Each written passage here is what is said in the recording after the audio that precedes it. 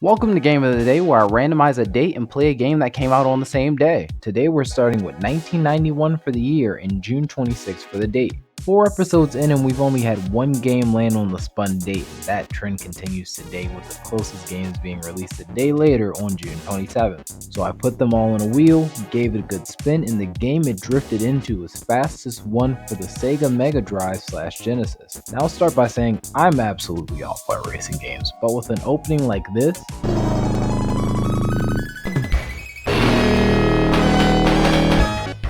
maybe things might not be this bad this time around.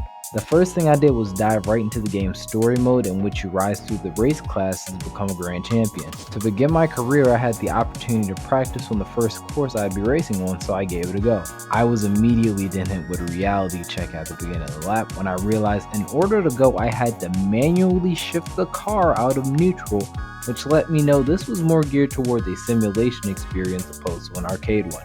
After that, practice itself wasn't too bad though. It was just 5 solo laps around the course and it kept track of your best lap. So feeling no more confident than I did before, my career finally begun when I had to do practice qualifiers in order to race. To make a long story short though, I failed to qualify not once, but twice, so my career was cut short before it even began.